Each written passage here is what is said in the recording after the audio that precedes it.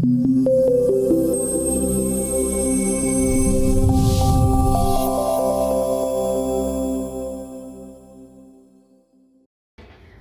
pues muy buenas tardes, estoy emocionadísima y encantada de tener la presencia hoy del teniente coronel médico cirujano Jorge Benjamín Suárez.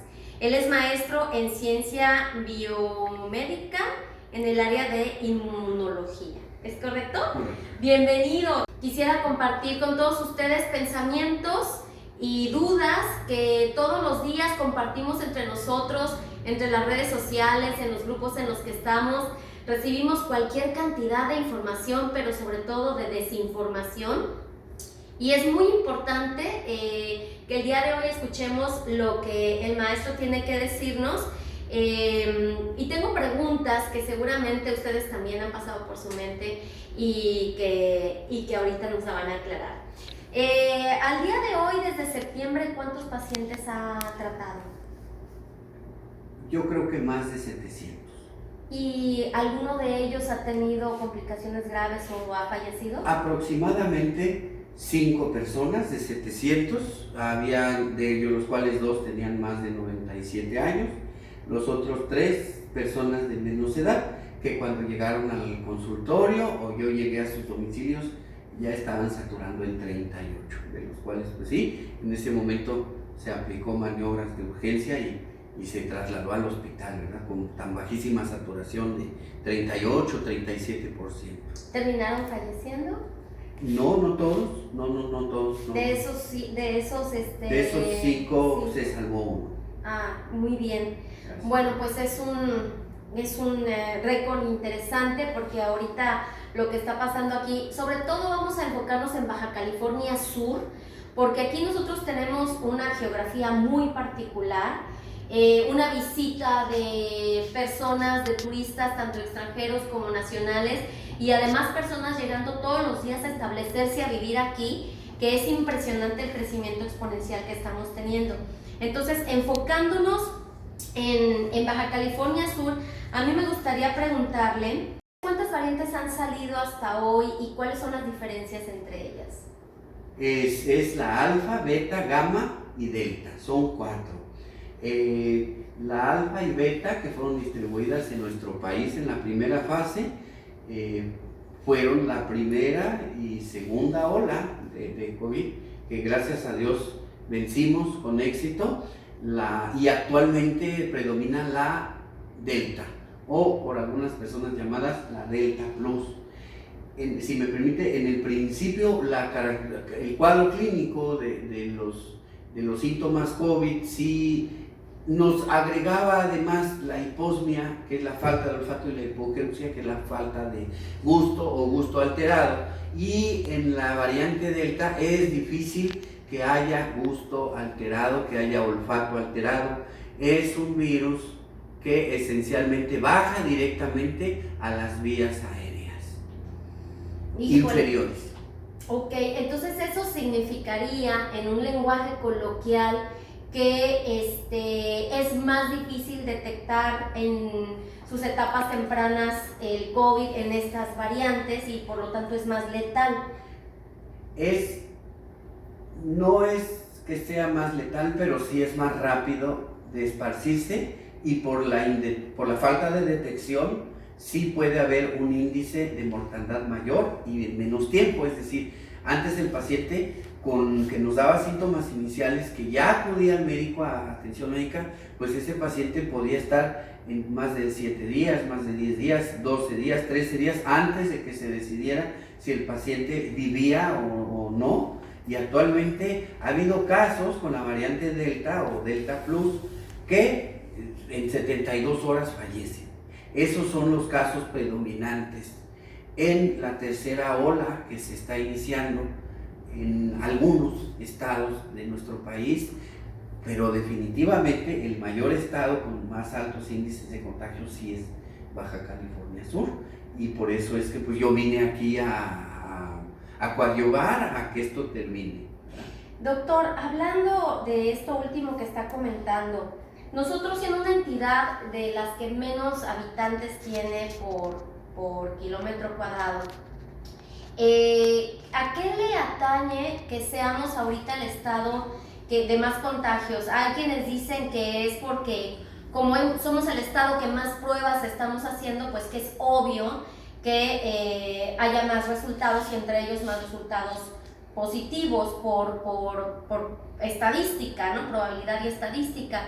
Pero ¿qué dice usted a esto? ¿Es por todas las pruebas que estamos haciendo o hay algo que la comunidad está haciendo o dejando de hacer para tener esta ola de contagios tan fuerte, particularmente aquí? Definitivamente la geografía específica y hermosa de la península, sobre todo en esta área de Cabos y La Paz, establece un turismo importante. Primero, la afluencia de turismo. Segundo,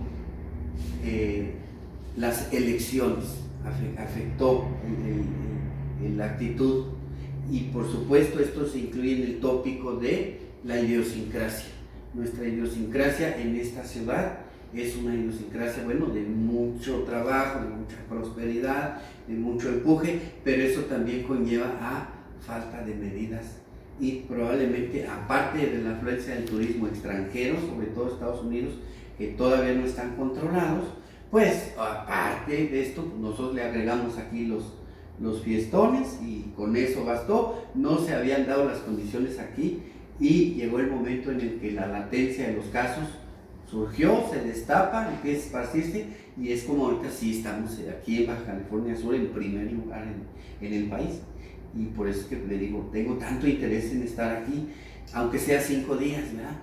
Doctor, ¿por qué la diferencia si elecciones hubo en otros 14 estados del país y en muchos municipios del país? Y también sé que en otros estados está la cultura del trabajo y la cultura de seguir en las actividades económicas. Hay otros lugares donde las tradiciones familiares son mucho más arraigadas y entonces se tratan de ver entre las familias y de juntar, y sabemos que los mayores contagios se han dado precisamente en los entornos familiares porque hay un exceso de confianza y de pensar, pues si es mi familiar tiene que estar sano, y resulta que ahí es donde se han dado las peores tragedias, ¿no? Pero ¿por qué la diferencia? Digo, si en el resto del país hay condiciones también iguales como las que hubo aquí de elecciones, de campañas y de personas que van a trabajar. Yo lo noté por los dos aeropuertos, es muy diferente la bioseguridad, los protocolos que establecen en un aeropuerto como Ciudad de México. Digo, porque para venir de Delicias acá tuve que ir a Ciudad de México y luego me vine acá. Entonces es diferente el protocolo que se establece en un aeropuerto y en otro. Los dos aeropuertos, Ciudad de México es internacional y San José del Cabo es internacional. Ajá. Y la cantidad de vuelos internacionales no es... Ok, entonces en el aeropuerto está también una de las mayores principales playas. Pues en el aeropuerto y en todas las playas, ¿verdad? Porque los americanos y extranjeros pues se van a todas las playas, ¿verdad? Quisiera yo preguntarle, ¿por qué algunos países no aceptan ciertas vacunas de todas las que hay? Porque tengo entendido que se nos recomienda que te vacunes con la que haya, ¿no? Pero hay algunos países en cualquier parte del mundo que no aceptan visitantes que tengan cierta vacuna o que no tengan cierta vacuna. ¿Cómo nos afecta eso a las personas que queremos viajar a esos países? ¿Tendemos entonces ya que tomar la decisión de no ir o restringirnos, o qué sucede en ese caso? En mi familia, ni yo, ni nadie nos ponemos ninguna vacuna. Yo soy el área médica experto en vacunas y yo no me pongo, yo y mi familia, ninguna vacuna. ¿Y si usted quisiera viajar al extranjero? No viaja. No viajo. Ok, entonces la cuestión de que los países nos restrinjan es, pues si quieres ir a ese país, tendrías que cumplir con sus demandas o tomar la decisión de no someterte a este tratamiento pero sabes que no vas a viajar. Es una cuestión, una decisión personal entonces. Así es. Quiere decir, y ahorita se me está ocurriendo, que si en el momento en el que en diciembre del 2019 en Wuhan, que inició este contagio, las personas hubieran tomado la conciencia y decidir no viajar como seguimos viajando durante todos los meses subsecuentes, no se hubiera expandido esta pandemia como lo hizo. Por supuesto, los viajes son causa importantísima. El sistema inmune tiene un capitán, un comando que se llama cerebro. El cerebro contiene emociones, por eso es que la psico, neuro, inmuno, endocrinología, la disciplina de la inmunología creada en España, se condiciona que hay enfermedades específicas que pueden afectar el cuerpo debido a la fortaleza o a la debilidad del sistema inmune. Es lo que yo siempre enseñé cuando me tocó. Yo fui profesor titular de inmunología en la Escuela Médico-Militar durante 5 años, y es donde yo les enseñaba, les digo, es que su sistema inmune es poderoso, su sistema inmune es poderoso. Yo he tratado pacientes COVID, y no importa si es COVID alfa, beta, si es COVID gamma, delta, no importa. Vamos a inmunoprotegernos. ¿Cómo nos inmunoprotegemos? Hay alimentos que el cerebro, la neurona tiene. ¿Cuáles son los alimentos? Primero, el oxígeno que se nos ha disminuido a través de una falta de flujo, pues por la necesidad de usar el cubrebocas. Segundo, el alimento básico del cerebro. Las emociones que cada segundo comemos y sentimos. La tristeza, el gozo, el amor, la esperanza, la desesperanza, todos esos son aspectos importantísimos de nuestro sistema inmune, nuestras emociones. Por eso es importante saber discernir entre lo falso y lo verdadero. No necesitamos nada más que inmunoestimularnos. ¿Cómo nos podemos inmunoestimular? Comiendo pescado, preferentemente de agua fría, 3 veces a la semana. ¿Cómo? Comiendo miel. Las personas que no sean diabéticas, una cucharada grande 2 veces al día. Una dieta abundante en ajo y antioxidantes que contiene. Y primero, pues lo que yo puedo decir, tomen transferón, un frasco al mes, 2 al inicio y un frasco al mes, y van a estar inmunoprotegidos para lo que venga. ¿Qué es el transferón? El transferón es un licuado de glóbulos blancos. Tomamos la membrana y toda la maquinaria celular del glóbulo blanco. ¿Dónde se extrae? El Instituto Politécnico Nacional lo extrae en el siglo XXI del banco de sangre. Toman sangre de 1000 pacientes, la inmunoprecipitan los glóbulos blancos con inmunoanálisis. Eso es un proceso inmuno certificado. Con la inmunoprecipitación se ultracentrifuga, se mezcla y queda el licuado de leucocitos. Esto se consigue, porque mi pregunta iba a ser que además de las vacunas, ¿qué activos o medicamentos pueden prevenir síntomas graves o fatales? Ya comentó muchos de ellos. Esto de lo que usted está hablando es un medicamento que se puede conseguir en la farmacia, viene en cápsulas. ¿Qué es exactamente? Lo distribuye el Instituto Politécnico Nacional. El creador del medicamento Transferon es mi maestro, el doctor Sergio Estraparra. Todavía vive, ya está muy delgado, pero nunca le ha dado COVID. Decía yo que en el cerebro falta oxígeno cuando tenemos por tiempo prolongado el cubrebocas. La neurona específicamente es una célula, ¿verdad? Es una célula largota, ¿verdad? Porque tiene el axón y luego la dendrita, ¿verdad? Es como un... ¿Y qué podemos hacer? Porque en realidad en todos los lugares nos exigen que tengamos cubrebocas, o quedarnos en casa, o como... No, salir, usar cubrebocas delgados. Yo uso un cubrebocas delgado, quirúrgico, usar cubrebocas al gusto. Gracias a Dios, todavía no está la exigencia del KN95, que es asfixiante. Pero sí, o sea, efectivamente, tenemos que seguir esas reglas. Ahora, hablando de los cubrebocas y del contagio, regresándonos un poquito, tengo entendido que el virus original y de sus variantes hay algunas que ya tienen una carga más concentrada, porque nos decían, bueno, si estás a 1,5 metros de la otra persona, te llegan muy poquitos pequeñas partículas de saliva, porque está muy pesada la molécula del virus y ahora resulta que llega más lejos o que la carga viral es mucho más concentrada en una gota de saliva de lo que era antes con estas nuevas variantes. Sí, definitivamente el splicing viral, el splicing es, si me entiende entender el concepto, No. la mutación viral que lleva a través del tiempo, porque sí, o sea, los virus, las bacterias son encíclicas, ¿verdad? Por ejemplo, la influenza, ¿no? H1N1 fue una variante, pero tenemos 40 de ellas, ¿no? Ese es el capítulo 16 del libro de inmunología, las variantes. Sí, hay splicing, claro, pero cada vez se van haciendo más profesionales. Ahora, concepto, no depende la infección del virus, de que sea un virus muy profesional. Si nosotros cada momento respiramos hongos y ácaros, no sé si hayan leído en la prepa, ¿verdad? El libro uno precioso que se llama Los secretos de una casa. Les describen los ácaros, preciosos, se los recomiendo. Entonces, ese dice que efectivamente no depende la infección del virus, depende la infección de la interacción entre el virus y el sistema inmune de usted.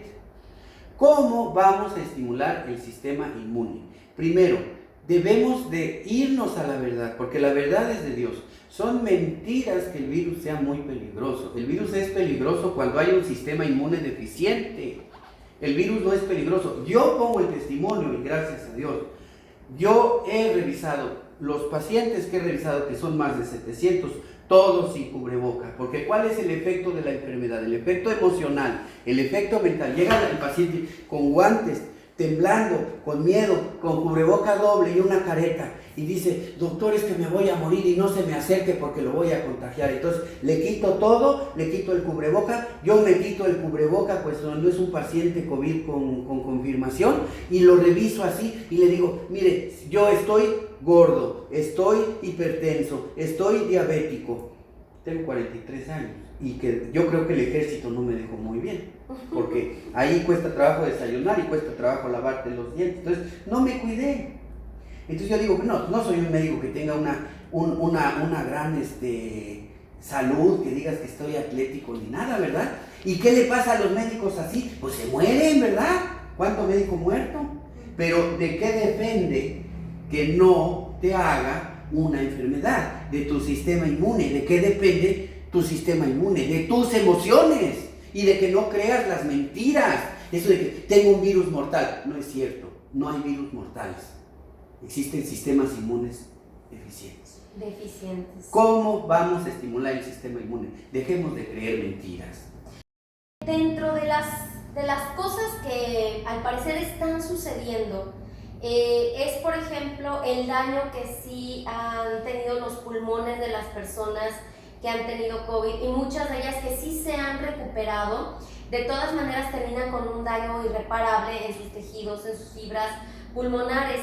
¿Cómo evitar que quede daño en nuestros pulmones u otros órganos una vez que pues sí ya nos dio COVID, porque sí existe y sí nos da, sí nos contagiamos, pero cómo evitar que llegue a dejar ese daño tan fuerte una vez? Perfecto. Voy a retomar una pregunta que no le contesté. Antes si le contesto está bien.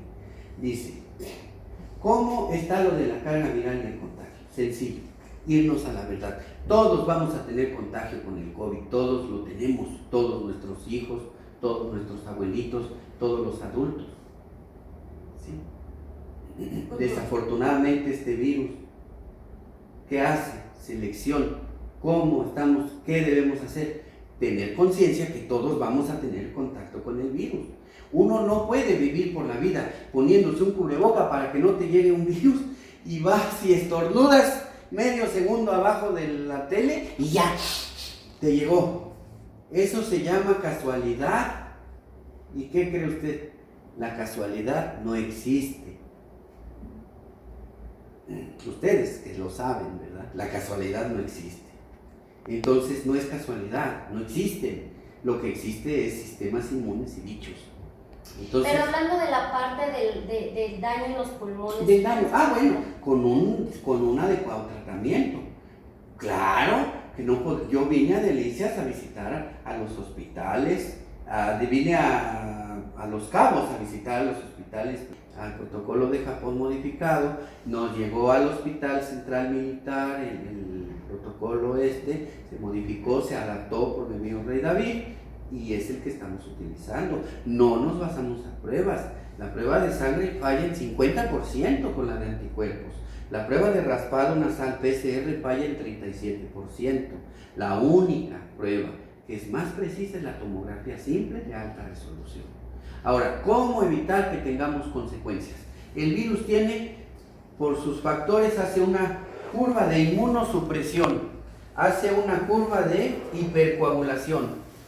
¿Qué es hipercoagulación? Se produce un sangrado, se coagula y obstruye un vaso, se llama microinfarto y a través de los pulmones se producen muchos microinfartos. Estas son las zonas de lesión. Ustedes lo van a saber muy bien y yo lo reitero porque es científico. No es una neumonía viral, es una coagulación intratisular diseminada. Curva de hipercoagulación, una curva de hiperinflamación que obviamente nos pone en la torre hasta en las neurohormonas cerebrales, en la serotonina, dopamina, y una curva de hipersecreción. Por eso es que combina la enfermedad como cuando nos daba influenza, pero ahora nos da influenza con SARS-CoV-1, ahora nos da con un síndrome de coagulación intravascular diseminada y con un virus de inmunodeficiencia adquirida. O sea, todo esto lo controla el sistema inmune. ¿Cómo? Tomen Transferon y si se tratan, pues trátense con los buenos. ¿Cómo? Pues bien, ¿verdad? Aquí ya en Los Cabos existe. ¿Qué hay que incluir al protocolo? Obviamente, viroterapia avanzada, Remdesivir, ya lo tienen, ¿verdad?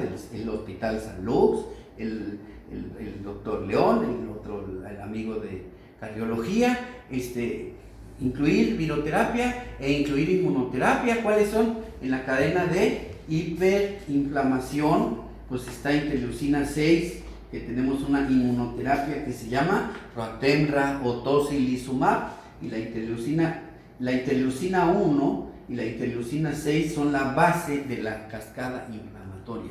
Se llaman pirógenos endógenos y son la base de toda la inflamación, y ya posteriormente hay una rama muy importante de la inflamación que es TH17, y ese TH17 también es combatido a través de Olumiant o inmunoterapia. Entonces entiendo, doctor, que la manera de evitar que los pulmones queden con un daño permanente es tomando estos medicamentos. No, para nada. Entonces, ¿cuáles?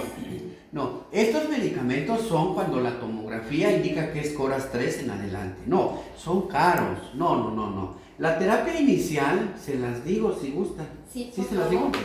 La terapia inicial es iniciar el mejor antibiótico para evitar la agregación bacteriana de a nivel neumónico, que es acitromicina, 500 miligramos, una cada día por 6 días. Agregado con el medicamento que demostró la UNAM, superior a la ivermectina, que es para coadyuvar al antibiótico, que es nitazoxanida, tabletas de 500 miligramos, una cada día por 6 días.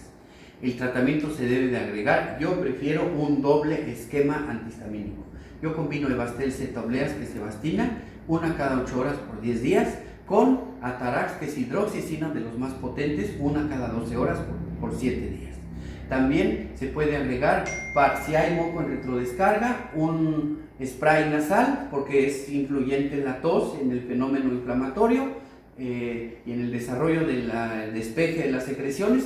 Se puede agregar un Relvare, que es como el Fixotide Nebules, que para 2 disparos cada 12 o cada 8 horas por 10 días, depende cuál es. Se puede agregar nebulizaciones con Atrovel, con Pulmicor, con Fixotide Nebules, para que se acabe de despejar la flema. Se debe de agregar un antihistamínico, siguiendo esta pauta, ¿verdad? Que es antihistamínico, que es antiinflamatorio, como de preferentemente ya sea el ibuprofeno o el Celestamina NS, que tiene una pequeña cantidad de esteroide, cada 8 horas uno por 7 días. Ese no amerita dosis de reducción de esteroides. Se debe de agregar, además, por supuesto, para la primera curva, inmunoestimulación, Transferon, no digo que del Politécnico, yo digo que de una marca seria, ¿verdad?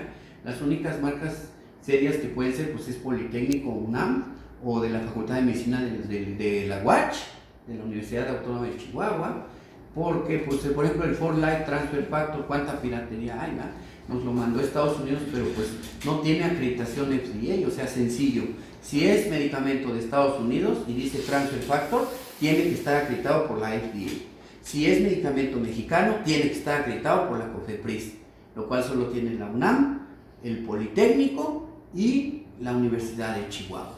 Doctor, ya que nos dio esta interesantísima lista de medicamentos que podemos tomar, sobre todo en las fases iniciales, precisamente como nos acaba de explicar, mi intención completamente es que todas las personas que se lleguen a infectar puedan rápidamente tomar la decisión de qué comprar y qué tomar para no permitir esa gravedad en la que caemos y llegar a lo peor, ¿no? ¿Hay algún orden en los síntomas? Porque dicen, bueno, hay fiebre, hay dolor de cabeza, hay dolor de cuerpo, hay falta de olfato en las primeras cepas del virus, pero ¿hay algún orden que podamos distinguir? Me está doliendo la cabeza y el segundo síntoma es dolor de huesos, entonces puede ser, que no es seguro por supuesto, puede ser que tenga COVID, entonces puedo empezar a tomar el tratamiento que usted acaba de recomendar. ¿Cuál es el orden de esos síntomas generalmente? Mire, del tratamiento inicial que acabo de recomendar, el orden de los síntomas es el siguiente. Cefalea, dolor de articulaciones, dificultad para respirar, fiebre, etc.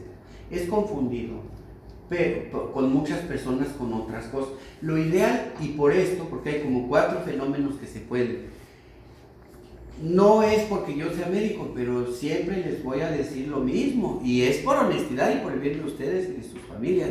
No se automediquen. ¿Por qué? Porque cuando yo me automedico, subestimo la situación, yo no puedo evaluar, yo no puedo tener un insight, y no cuesta nada ir a una revisión con un buen médico para que les diga y les proteja. Pero no se automediquen, porque también la automedicación es motivo de una tranquilidad falsa, y también es motivo de esparcimiento de la enfermedad, también es motivo de complicaciones. La automedicación en ese tenor también es motivo de muertes. No se automediquen. Entonces, con esa lista que usted nos acaba de dar, podemos ir al médico y decir, tengo recomendado por un inmunólogo esta lista de medicamentos, usted doctor, ¿qué me puede recetar? Y el médico es el que debe tener la receta para que podamos con tranquilidad tomar esas medicinas.